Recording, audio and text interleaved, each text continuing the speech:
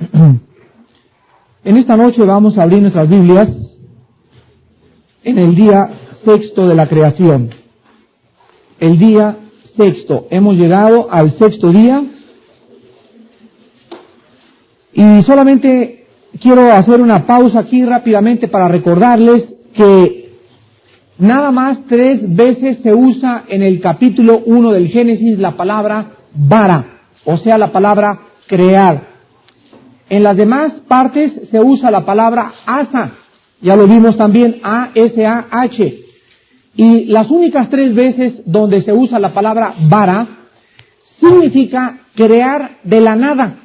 O sea, así de repente, Dios creó de la nada, apareció todas las constelaciones y el universo que existe. Todas las demás cosas de la creación fueron hechas de cosas que ya existían. Entonces, nada más 3 veces se crea de la nada. En el versículo 1, cuando Dios crea, en el versículo 21, y creó Dios, se vuelve a usar la palabra bara. Y en tercer lugar, cuando Dios crea la vida del ser humano. O sea, el ser humano tiene una composición mezclada. Porque Dios hizo al ser humano, por ejemplo, vamos a leer aquí en el versículo 26, que entonces dijo Dios, hagamos al hombre. Y en el versículo 27, y creó Dios al hombre. La palabra en el versículo 26, hagamos, es asa. Y en el versículo 27 es creó, bara. ¿Por qué hay esta divergencia? Por la simple y sencilla explicación de que el cuerpo del hombre fue hecho de algo que ya existía, del polvo de la tierra. Pero Dios sopló dentro de este cuerpo el espíritu de vida. Entonces el hombre materialmente fue hecho de algo que ya existía, espiritualmente vino a ser algo que el hombre no tenía. Por eso se usa esta mezcla para mostrarnos la tripartidad. Pero antes vamos a analizar el versículo 24 en adelante para ver en esta noche, en el día sexto, la creación de los animales terrestres. Luego dijo Dios, produzca la tierra seres vivientes. Otra vez aquí la palabra sheretz, nepejesh, que significa seres que tienen alma, que tienen sentimientos, que tienen emociones. Según su género, bestias y serpientes, y animales de la tierra, según su especie. Y fue así. E hizo Dios animales de la tierra según su género, y ganado según su género, y todo animal que se arrastra sobre la tierra según su especie, y vio Dios que era bueno. Esta es la 5ª vez en el capítulo 1 que se menciona al crear peces, animales marinos y terrestres, aves, insectos, árboles y frutas, la frase según su género y según su especie. Es increíble que Moisés haya podido conocer hace cerca de 6,000 años las 2 principales leyes de la biología. La primera ley de la biología es que la vida solo puede producir vida. Y la segunda ley de la biología es que la vida solo puede producir o reproducir vida de su propia clase y de su propia especie. Podrían haber variaciones, por ejemplo, en la diferencia de los perros, ¿verdad? En la especie de los perros tenemos chihuahueños, tenemos pastor alemán, pero todos son según su especie. Pero un perro seguirá siendo perro, sea chihuahueño o pastor alemán, pertenecen al género canino. No importa de qué tamaño sea la criatura viviente en el mundo de la biología, pero siempre obedecerá a esta ley del Génesis. Aún encontramos nosotros que lo más triste de la teoría de la evolución es que sabían ustedes que la teoría de la evolución no tiene ninguna explicación para el origen de la vida. La teoría de la evolución, o sea, es una escuela de especulaciones que comienza con la vida aquí y procede a construir sobre el hecho de que, pues, brotó la vida, una cadena de improbabilidades que han publicado como si fueran verdad. Entonces, ni siquiera la teoría de la evolución tiene una explicación, ni una teoría acerca del origen. Dicen que la vida brotó, pero no saben cómo comenzó esta vida. Fíjense ustedes que si aún los escritos del Génesis fueran solamente teorías, o sea, si dijeran, bueno, también el Génesis es teorías, déjenme decirles algo muy importante. Sin embargo, aunque las leyes del Génesis fueran teorías, tienen el respaldo de la ciencia. Tienen el respaldo de la física, de la biología y de la genética. Por el otro lado, el mundo de la biología, de la paleontología y de la zoología no pueden reconciliarse con la teoría de la evolución. ¿Qué les parece?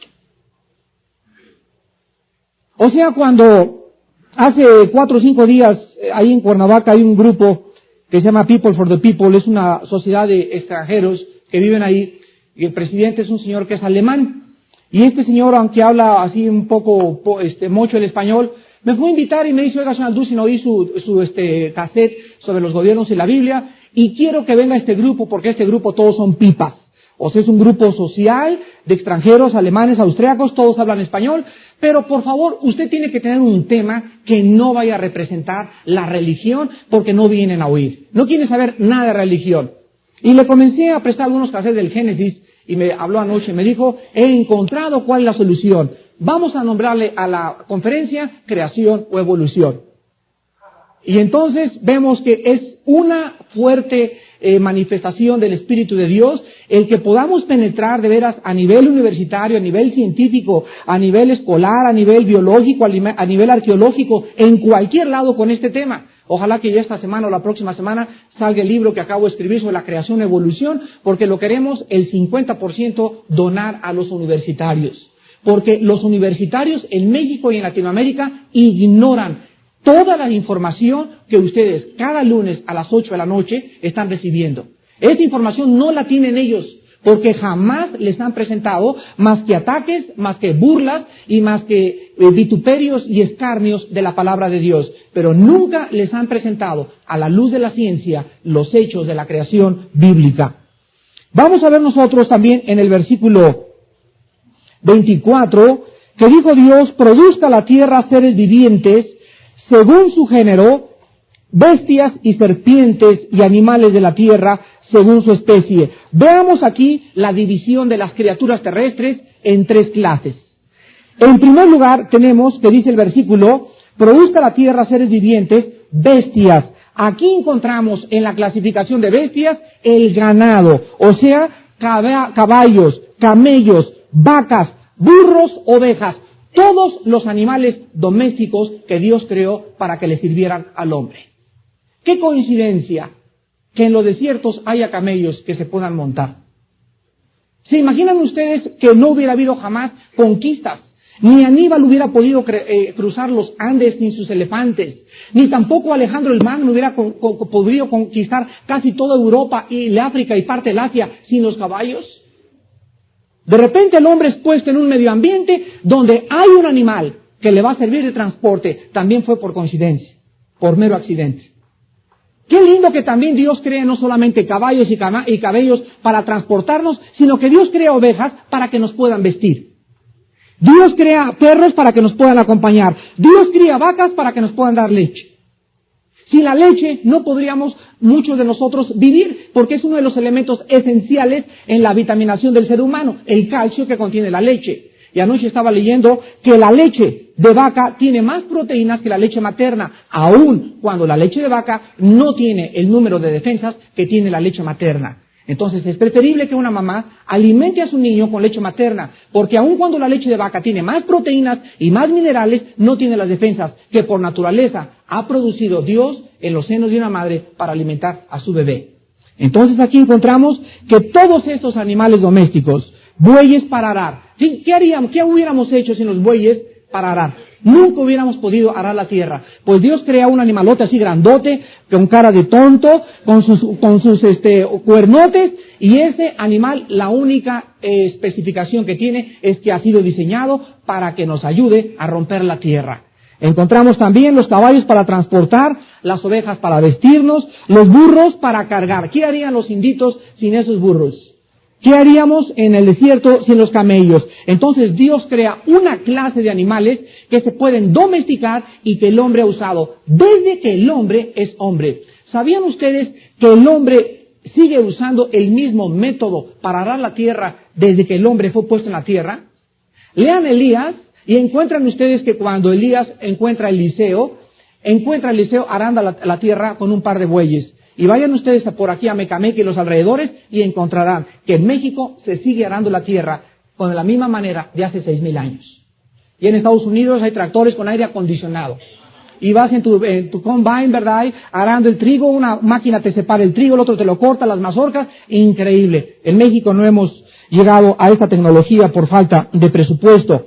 Pero Dios ha dejado en México los bueyes para que podamos seguir arando la tierra. En segundo lugar encontramos nosotros aquí otra clasificación que son los reptiles.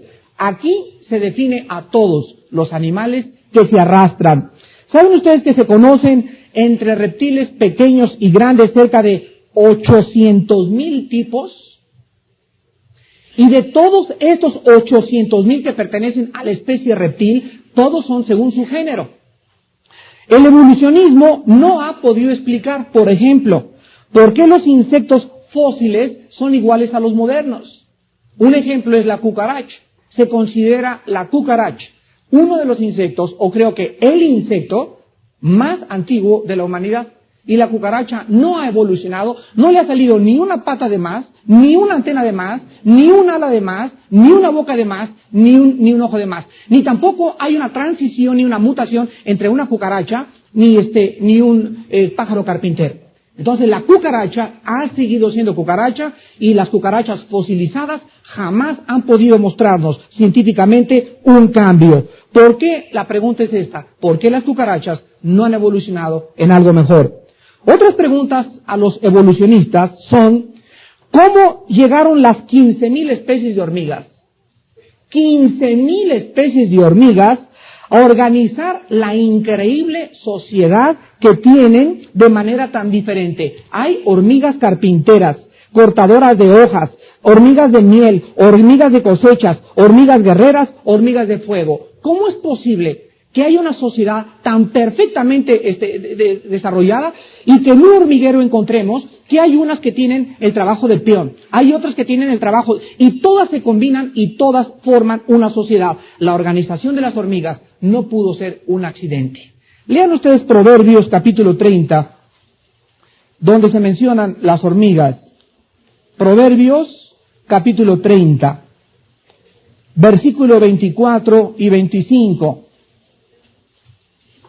Y dice el rey Salomón, 4 cosas son de las más pequeñas de la tierra, y las mismas son más sabias que los sabios. Las hormigas, pueblo no fuerte, y en el verano preparan su comida. Continúa con los conejos, la langosta y la araña. Pero la Biblia nos muestra que la hormiga, a pesar de su tamaño, es increíble la proporción de tamaño que ella puede cargar. Una hormiga puede cargar aproximadamente 25 veces el tamaño de su peso. Y además las hormigas tienen una sabiduría. Es interesante esta palabra, investigando yo qué quería decir la palabra sabio aquí en el original hebreo, que dice el versículo 24 que son más sabias que los sabios. Se usa la misma palabra sabia de las hormigas que se usa cuando el hombre está buscando y está tratando de entender al hombre. En otras palabras, dice la Biblia que las hormigas, no sé si ustedes las han visto, se conectan por las antenas y se encuentran una con otra y comienzan cada quien a dirigirse y a encontrar qué es lo que tienen que hacer, pero entre ellas hay sabiduría. ¿Saben por qué hay sabiduría? Porque todas tienen el mismo pensar. Y es lo que Dios está buscando con nosotros desde que nos puso en la tierra. Pero en nosotros no hay el mismo pensar. Que decía en 1 Corintios 1:10, hay en vosotros, dice Pablo a los Corintios, ya no se peleen tanto y tengan todos el mismo pensamiento. Sean de un mismo sentir, el mismo sentir que hubo en Jesucristo. Pues ese sentir lo encontramos en los animales y no en el hombre, que es la especie, de acuerdo a los evolucionistas, más evolucionada que ha existido. Encontramos nosotros también que cómo evolucionaron las arañas. Las arañas tienen 5 tipos diferentes de sedas. ¿Sabían ustedes eso? Y aprendieron a utilizar cada seda que la araña tiene para una operación distinta.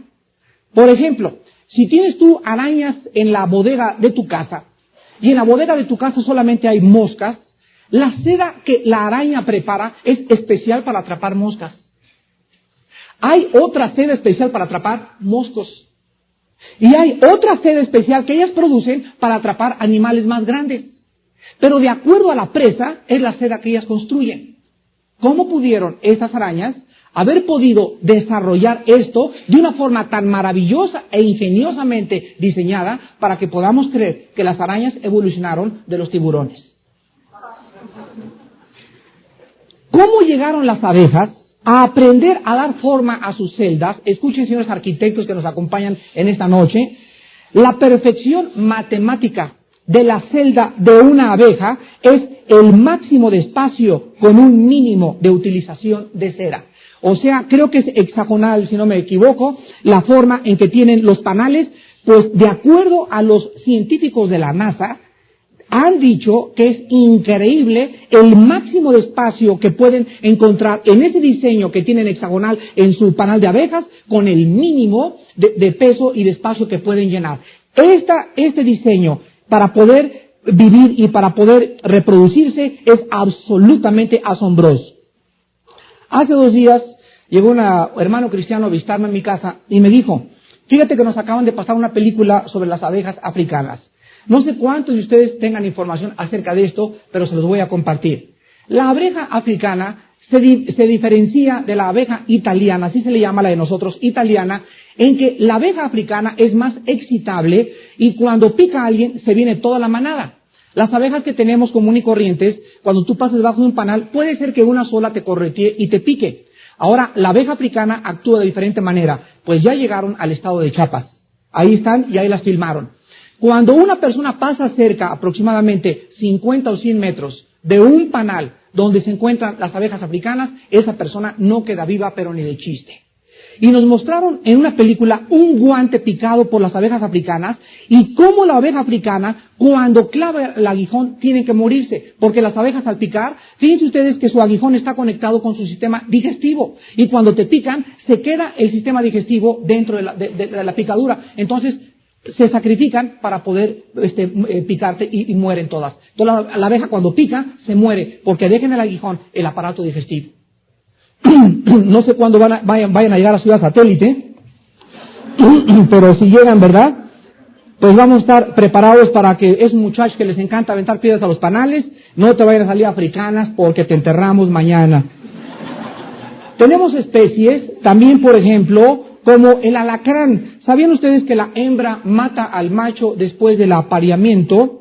¿Cómo podría este hábito tan desagradable incrementar el poder de la supervivencia de esta especie? Solamente sucede en esta especie. Tenemos entre los reptiles una clase muy numerosa. Tenemos solamente que de lagartos hay 3.000 especies de lagartos. 3.000 especies de lagartos. Por ejemplo, hay un lagarto que puede correr a 30 kilómetros por hora y otro a la velocidad de un caracol. Pero los dos son de la especie lagartina. El lagarto lución tiene una cola más grande que su cuerpo. Y cuando se pelea con un enemigo o cuando alguien le corta la cola a este lagarto llamado lución, fíjense ustedes que la cola le vuelve a crecer. Entonces, cuando es necesario dejar la cola, y por ejemplo que se agarre con una boa en la selva, y que le agarre la boa y la boa le esté ganando, se desprende el lagarto de su cola, ahí se la deja. Se echa a correr y la cola le crece en menos de 3 meses. Tenemos también al camaleón. El camaleón tiene una cola prensora especialmente diseñada, nada más, para agarrarse de las ramas. Sus ojos son independientes el uno del otro y la lengua es más larga que su cuerpo. Fue diseñado especialmente para vivir en esas circunstancias, en ese árbol y bajo ese ambiente. Tenemos también al sapo cornudo. Es otro lagarto que puede disparar sangre con sus ojos hasta 1 metro de distancia. Preguntas a los evolucionistas respecto a los reptiles. Si todas las serpientes eran originalmente venenosas, ¿por qué se hicieron algunas no venenosas? Respuesta: no existe ninguna evidencia de ninguna serpiente no venenosa que se haya convertido en venenosa. Ni tampoco existe ninguna evidencia de alguna serpiente venenosa que se haya convertido a no venenosa. La verdadera ciencia concuerda con el Génesis. Dios los hizo desde el principio, según su género. Tú serás cascabel, y tú serás coralillo, y tú de aguas, y tú de lagos, y tú no tendrás veneno, y jamás ha habido una transición entre serpientes no venenosas que se hayan convertido a venenosas, ni de venenosas a no venenosas. Tenemos también, en tercer lugar, la clasificación de este versículo, aparte de las bestias y los reptiles. Dice el versículo 25, versículo 24, produzca la tierra seres vivientes según su género, bestias, ya lo vimos que se refiere a animales domésticos, serpientes, y encontramos en tercer lugar la tercera clasificación, animales de la tierra según su especie. Aquí encontramos a los animales salvajes que no tienen ningún contacto con el ser humano. El hallazgo más importante del siglo XX ha sido el descubrimiento de huellas de pisadas humanas junto con huellas de dinosaurio en el lecho del río Paluxy en Texas. Y esta prueba de haber encontrado la huella junto a la del dinosaurio prueba que el dinosaurio y el hombre vivieron contemporáneamente. ¿Sabían ustedes que, por ejemplo, solamente las mamás canguros poseen en su vientre una bolsa para cargar a sus canguritos? No lo tienen ni los chivos, ni los tigres, ni los perros, ni los zorros, sino solamente los canguros. ¿Y saben ustedes por qué? Cuando el cangurito quiere tomar leche, y para impedir que la leche entre en los pulmones del cangurito, la tráquea del cangurito, ¿se acuerdan ustedes de la mamá ballena también y de la ballenita? Pues de la misma forma está diseñada la tráquea del cangurito para que se prolongue hasta la parte trasera de la mamá canguro. ¿Hubieran podido ustedes creer evolucionar por casualidad la tráquea del cangurito y la bolsa de la mamá cangura? ¿Sabían ustedes que los pingüinos decían que venían de las aves? Y los pingüinos están perfectamente bien adaptados a la forma en que ellos viven. Fíjense ustedes que los pingüinos se zambullen, nadan, pescan, se anidan, y escuchen, la hembra pingüino pone un huevo en el hielo desnudo y se mete al agua. Ahí lo deja en el hielo la mamá pingüino. ¿Saben ustedes que después el macho, cuando la mamá pone el huevo en el hielo, corre el macho y se sienta sobre el huevo, lo mete entre sus piernas durante 2 meses? Y el macho pingüino durante 2 meses no come ni bebe agua por estar calentando e incubando el huevo a través de lo peor del invierno antártico. Cuando el pingüinito rompe la cáscara, el macho lo alimenta con una sustancia lechosa producida por su garganta, y entonces, después de que lo ha empollado el macho y lo ha alimentado por algunos días, el macho regresa al agua y la mamá entonces sale y retorna para que comience a seguir amamantando al pingüinito mientras el padre va al mar a continuar siguiendo para traer alimento a la mamá y al pingüinito. Esto es único entre esa especie. No hay ninguna otra especie que ponga los huevos y vivan iguales a los pingüinos. ¿Creen ustedes que esta paternidad responsable apareció por casualidad? Los pingüinitos se hubieran muerto y se hubieran extinguido hace miles de años si sus padres no hubieran nacido con ese instinto. Imagínense que la mamá ponga el huevo en el hielo y el papá pingüino, bueno, ¿y esta qué le pasa? ¿Quién le dijo al papá pingüino que le tenía que hacer de mamá por 2 meses? Tenemos por el contrario, ahora fíjense, por el contrario, la tortuga marina. La tortuga marina no le importan sus huevos. ¿Saben lo que hace la tortuga marina? La tortuga marina no toma ningún cuidado por sus tortuguitas bebés. Simplemente hace un agujero en la arena, pone los huevos, los cubre y se va al mar.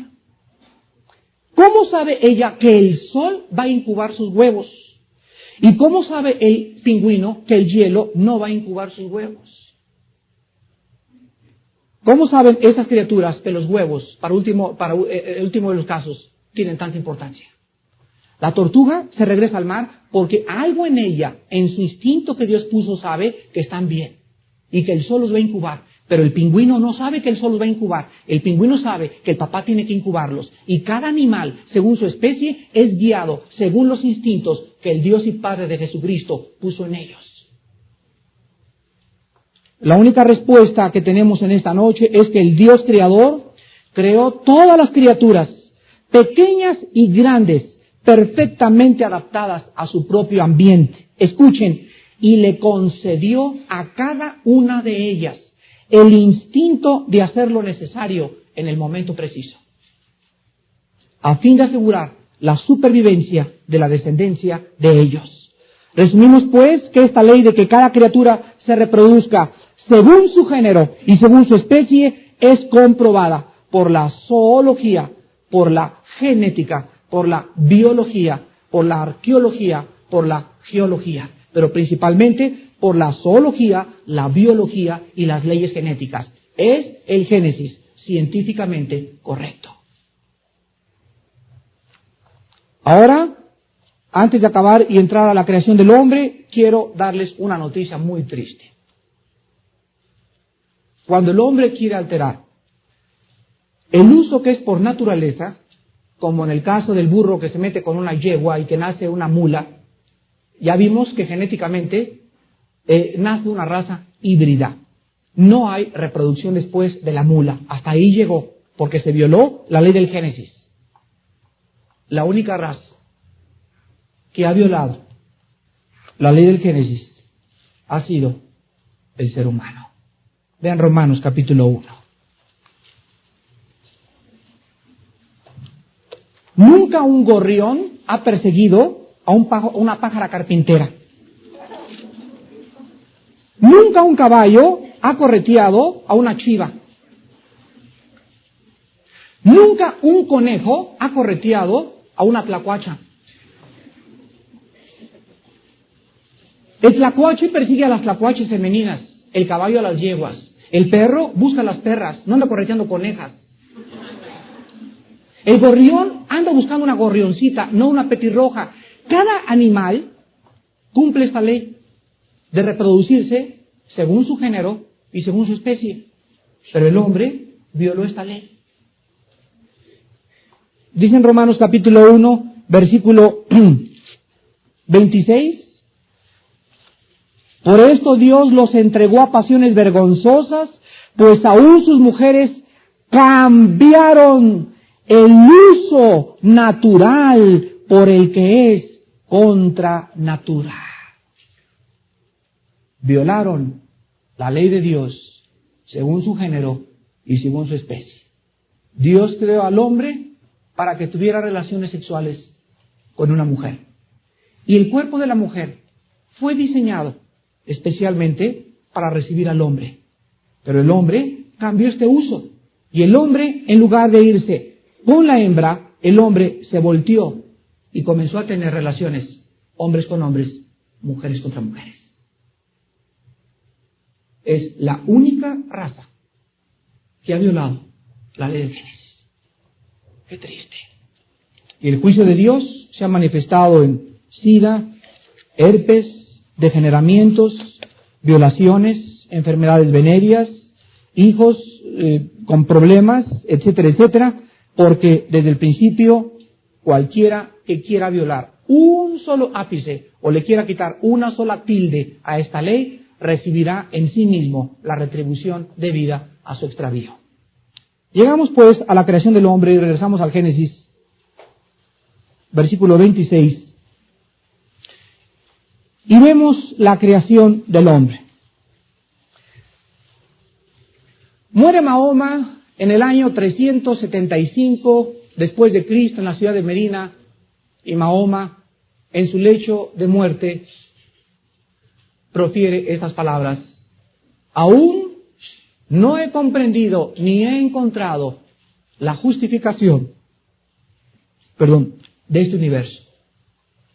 La Biblia nos dice que Dios crea un universo y después crea una tierra y después crea dos astros especiales para crear una temperatura perfecta en esa tierra.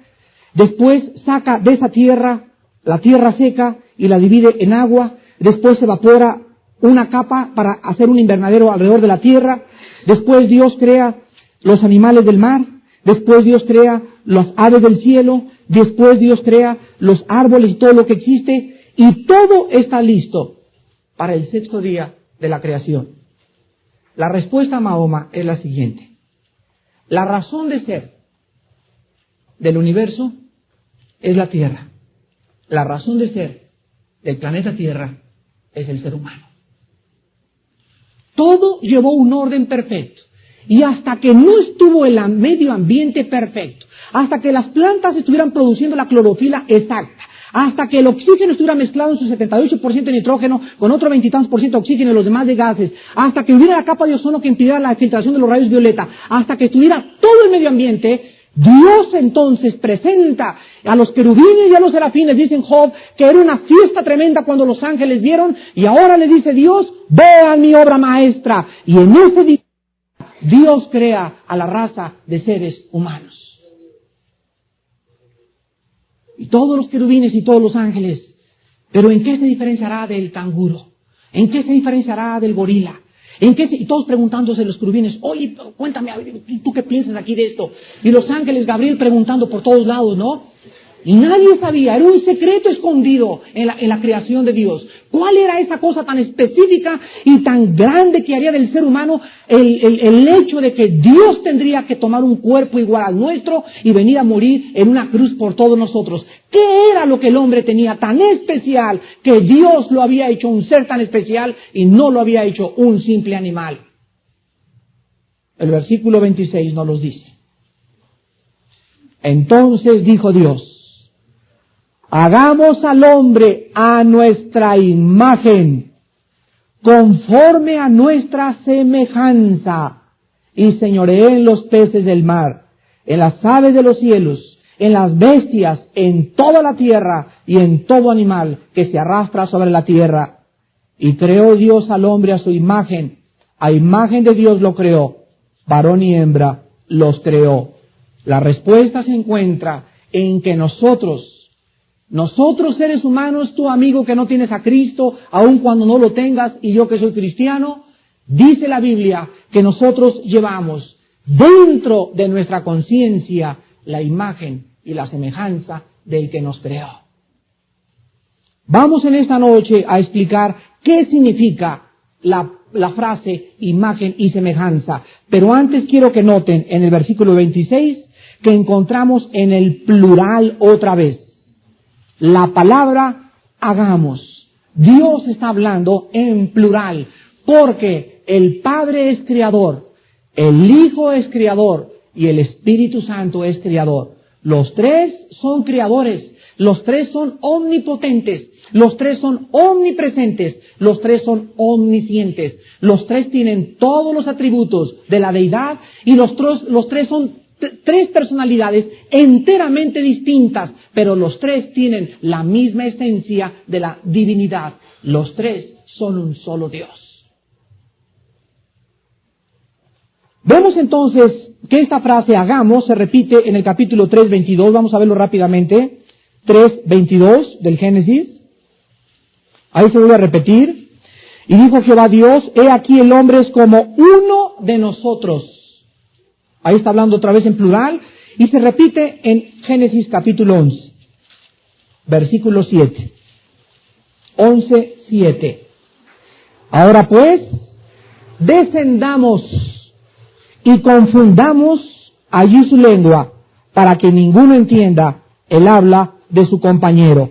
Entonces encontramos esta frase en plural 3 veces en los primeros 11 capítulos del libro del Génesis. Vamos ahora otra vez al versículo 26 y vamos a ver la palabra hebrea que se usó aquí para designar al hombre. Porque hay dos palabras aquí en el Génesis. Una es la palabra Adán. Aquí en la palabra hombre, hagamos al hombre, esta palabra hombre es la palabra hebrea Adán. Pero cuando en el capítulo 2 se dice varón, ahí es la palabra Ish, denotando en la palabra Ish la masculinidad. Y cuando Dios crea a Eva, la palabra Eva es la palabra hebrea Isha, que significa varona, porque fue tomada del varón. Pero aquí la palabra hombre indica a los dos, indica al hombre, indica a la mujer. O sea, la raza humana en general. La gente puede referirse a hombres y a mujeres en general. Entonces vemos que en los propósitos eternos de Dios, desde que Dios crea al hombre, aun cuando primero es el hombre y después la mujer, Dios tiene el mismo propósito para que los dos sean iguales delante de Él, en posición, mas no en función. A ver, lo vuelvo a repetir. Dios crea a la pareja para que sean igual en posición. Nuestras hermanas son coherederas nuestras de la gracia. Son hermanas en Cristo. Y no hay judío ni gentil. Somos uno en Cristo, en posición. Pero en función, en la iglesia y en la casa, el hombre tiene que tronar el chicote. No porque sea más, porque en posición somos iguales, sino por cuestión de funciones, por cuestión de un orden. Ahora vemos nosotros en la palabra imagen y semejanza. La palabra imagen aquí en el original hebreo es la palabra selem, con T de tío al principio, T y luego S, E, L, E, M, selem. Y literalmente significa resemblanza, parecido o una figura representativa o la sombra de algo. Escuchen esto. La palabra selem se usa 16 veces en el Antiguo Testamento. Y de estas 16 veces, 5 veces se refiere al hombre. Y las demás veces se usa para designar a los ídolos. ¿Qué es un ídolo? Es una resemblanza, es una imagen. Es un parecido de algo que el hombre le quiere dar. El hombre quiere crear un Dios y entonces agarra el barro o el yeso o lo que sea y comienza a crear un ídolo. Y en ese momento ese ídolo es una imagen representativa del hombre, del Dios que el hombre se ha creado. Esto tiene antecedentes muy profundos para el estudio de la idolatría. Ahora la palabra semejanza es la palabra hebrea, y se las voy a deletrear porque no es imposible de pronunciar. D de Daniel, M de mamá, U de uva, W de Volkswagen, T de tío, H de hormiga.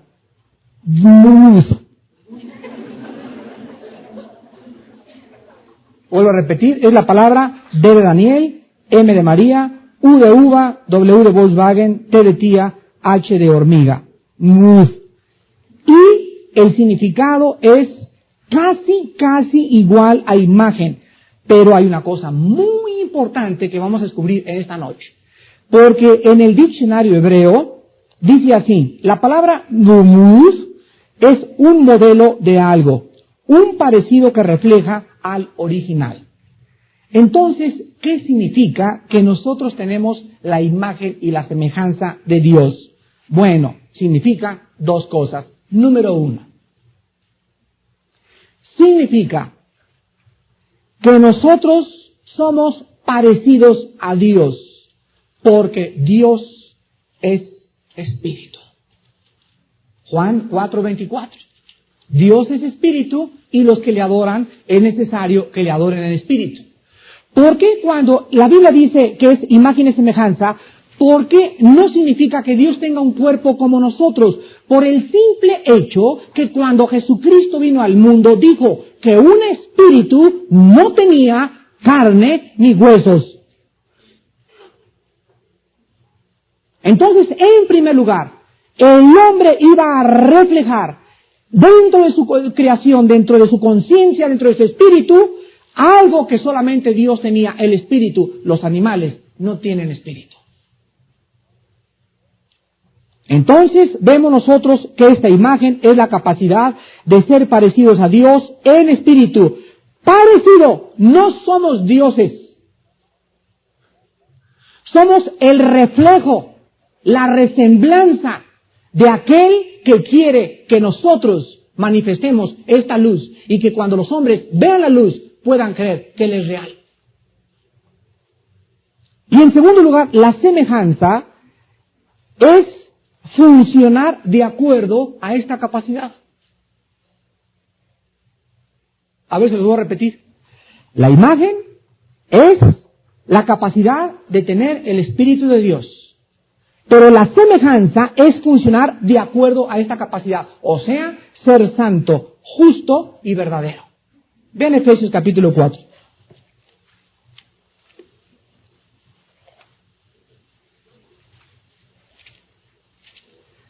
A estos estudios tienen que venir ustedes bien descansaditos con su siesta de 5 a 7, porque el que venga así medio soñoliento, eso no agarra la onda, pero ni de chiste. Olvídense. Y a lo mejor ya no lo voy a agarrar nunca tampoco. Dice Efesios 4:24. Efesios 4:24. Y vestidos del nuevo hombre. Fíjense ustedes que aquí se nos muestra que el nuevo hombre tiene que tener la capacidad de funcionar en 3 áreas. Aquí está hablando, desde luego, al hombre que ha recobrado esta semejanza. Está hablando del cristiano. Y vamos a ver ahorita que cuando el hombre cae en pecado, el hombre mantiene la imagen, pero pierde la semejanza de Dios. Y el cristiano ha vuelto a recobrar la semejanza. Vestidos del nuevo hombre. Vean ustedes, creados según Dios. Esta palabra creado en el original griego significa una nueva criatura en Cristo. Como en la justicia, número 1, 2, y santidad, y número 3, de la verdad. Dios crea de Adán un espíritu. Adán no solamente tenía conciencia y abre los ojos Adán, no evolucionó de una amiba, sino que fue creado un ser completo, posiblemente tenía 30, 25 años, no sabemos, pero era un hombre joven, y Adán abre los ojos cuando Dios sopla dentro de él, lo veremos cuando pasemos al capítulo 2, pero Adán tenía la conciencia, en primer lugar, de aquello que decían los filósofos: pienso, luego existo. Existo, luego vivo. Vivo, tiene que haber una causa. Esta causa no está en mí, porque yo soy una criatura. Esta causa tiene que estar y trascender más allá de mí. Por lo tanto, tiene que haber un creador. Siguiendo esta línea de lógica elemental, los filósofos creyeron en Dios. Sócrates, Cicerón, Platón, etcétera, etcétera. Creían en Dios. Simplemente por el hecho de que no somos seres causales. Tuvimos la causa fuera de nosotros. Y simplemente porque la razón de nuestra existencia no está en nosotros. Tiene que estar más allá de nosotros. Entonces encontramos que Dios pone dentro del hombre estas 3 capacidades. Veamos nosotros también en Primera de Tesalonicenses capítulo 5, versículo 23, que el hombre, aparte de tener un espíritu, el hombre, aparte de tener la capacidad de funcionar en la santidad, en la justicia y en la verdad, Primera de Tesalonicenses capítulo 5, versículo 23. Y el mismo Dios de paz os santifique por completo, y todo vuestro ser. Escúcheme muy bien antes de seguir adelante. No existe ningún libro de metafísica, ni de religión, ni de filosofía, que nos digan quiénes somos. Todos ellos andan buscando la verdad. Pero aquí la Biblia dice que el ser y todo vuestro ser, y nos dice a continuación de qué está formado el hombre. Dice, espíritu, alma y cuerpo. Entonces el hombre es creado también un ser tripartito igual que Dios. Cuando alguien te pregunte ¿qué es el hombre?, escucha la respuesta, apúntalo. Soy un espíritu, tengo un alma y vivo dentro de un cuerpo. Somos esencialmente un espíritu. Tenemos un alma, y el alma y el espíritu viven simplemente dentro de este envase que le damos tanta importancia, la pura botella. Ahora vamos a ver en 1 Corintios capítulo 15 de qué manera el hombre cristiano, el hombre regenerado, de ahí viene la palabra la regeneración en el Espíritu Santo, como escribe Tito, 1 Corintios 15. Quiero detenerme 5 segundos para recordarles la lección más importante de todos ustedes como estudiantes de la Biblia. Traigan lápiz y cuaderno. ¿Qué dijo? Hermanos, cuando estemos en un estudio, si no traes lápiz, es porque de veras viene solamente a oír. Entonces, cuando yo digo un versículo, si traes lápiz, lo apuntas, pero ya no. ¿Qué dijo? Porque lo repito 2 o 3 veces y no has aprendido a estudiar la Biblia. Cuando vengas a oír un predicador o en el domingo o en un estudio, siempre en tu lápiz apunta el versículo que se menciona. Y así ya no, si no tienes muy buena memoria, ya no vas a tener que... ¿Qué dijo? 1 Corintios 15, versículo 49. Y así como hemos traído la imagen del terrenal, traeremos también la imagen del celestial. Significa esto que todos los hombres que han nacido desde la caída de Adán hasta nuestros días, hemos traído la imagen de Dios, mas no su semejanza. Sin embargo, quiero decirles a ustedes lo siguiente. Una hojita rápido de papel, blanca, lo que sea, una hoja de papel. Gracias. La imagen de Dios era esto.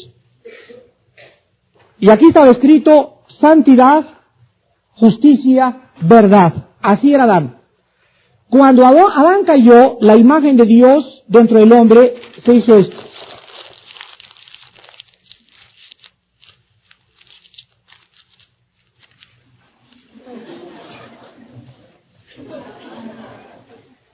Y todos nacemos con la imagen de Dios en esta forma.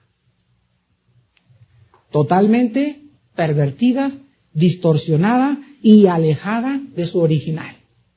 Cuando el hombre se convierte a Cristo, comienza a hacer esto. 6 meses, 1 año, 2 años, 3 años, 4 años. Pero el propósito de Dios es en Efesios 4, hasta que todos lleguemos a la estatura de la medida de Cristo Jesús, a recobrar totalmente la forma que Él nos puso al principio en el huerto del Edén. ¿Qué es el cristianismo? ¿Qué es la santificación? La santificación es la renovación y volver otra vez a recobrar esa santidad, esa justicia y esa verdad. Y esto toma el proceso que se llama santificación, y por eso nos manda, sean santos, o sea, sé santo, ya no te vuelvas a regresar a tu antiguo estado de vida, sino comienza a recobrar lo que yo quiero para ti, porque mientras más te desdobles y mientras más planchado estés, más me conocerás y más feliz serás. Pero hay cristianos que ya van así y ven al otro que está enfrente que está así y anda rodando en el basurero el otro y se mete por ahí y por allá y dice, ¡ey! Y se vuelve otra vez y regresa otra vez a lo mismo.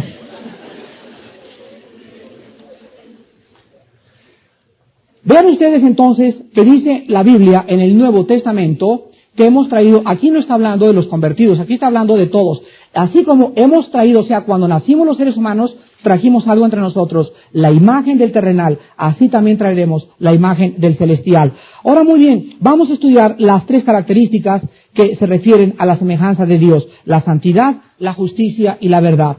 Dios pone en el hombre su carácter. Dios es santo, la criatura que Él crea es santa. Pero escúchenme muy bien, por favor. La santidad de Adán era una santidad limitada, por 2 razones. En primer lugar, la santidad de Adán era limitada porque era una santidad de criatura, no era de Dios. No era un Dios lo que Dios creó. Creó una criatura que llevaba a esa criatura el reflejo de su carácter. Entonces Adán fue creado santo, pero era una santidad limitada. En primer lugar, porque fue una santidad de criatura. Y en segundo lugar, era una santidad no confirmada, porque tenía que pasar una prueba. Hay preguntas que te hacen. ¿Cómo es posible que Adán fue creado bueno? Sí.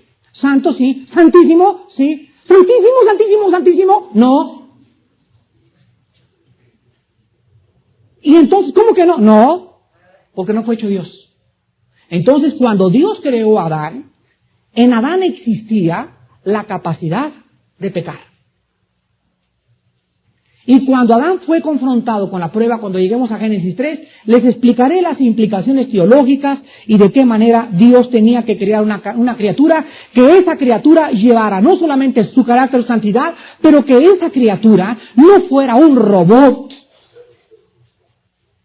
Que esa criatura tuviera la característica más grande que tenemos, la libertad y el libre albedrío. De ejercer libremente dos caminos. Si Dios hubiera hecho un robot, ¿en qué consistiría entonces la libertad? La libertad consiste en dos opciones. Si no es libertad, entonces ¿para qué voy a escoger la libertad? Ya no puedo ser libre. Pero si digo que soy libre, tiene que haber dos caminos, el uno o el otro. Y soy libre para escoger. Si no soy libre para escoger, no es libertad.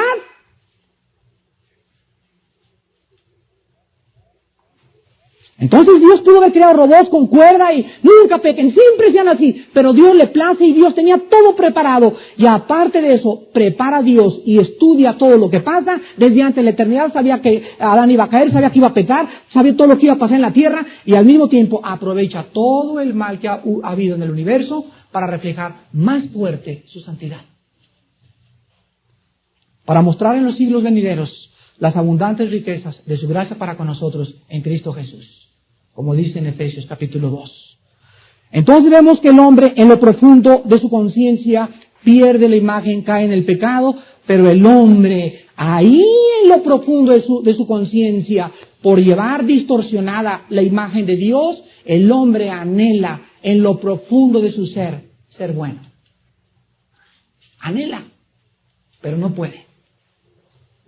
Entonces llega la Navidad y Jingle Bells, noche de paz. Y acaba de matar a 40 cuates ayer, hace 3 o 4 días, pero noche de paz. Y pase por la calle y noche de paz. Y esa música penetra el nacimiento de Cristo, su espíritu se vuelve melancólico. Y entonces el hombre hace esto, saca la cartera y para limpiar un poco su conciencia da una ofrendita y dice, no soy tan mal. El hombre anhela ser bueno, pero si estudian Romanos 7 van a encontrar que el bien que quiere no lo hace. Precisamente por la debilidad de la carne, Dios tuvo que mandar a su Hijo Jesucristo. Precisamente porque anhelamos ser buenos y creemos que con peregrinaciones y con mandas y con pertenecer a una iglesia y religión vamos a ser buenos. Por esta razón mandó Dios a Jesucristo para que Él pudiera darnos la capacidad de ser santos. Y entonces ya no es jactancia, no es nuestra, es algo que se nos ha imputado. Nos regala Cristo su santidad y recobramos y volvemos a hacer crecer la santidad de nosotros. En segundo lugar, la justicia. Dios pone dentro de Adán algo que formaba parte de su imagen, que es la justicia. O sea, la justicia significa ser justo y cumplir nuestro deber para con Dios y para con los hombres.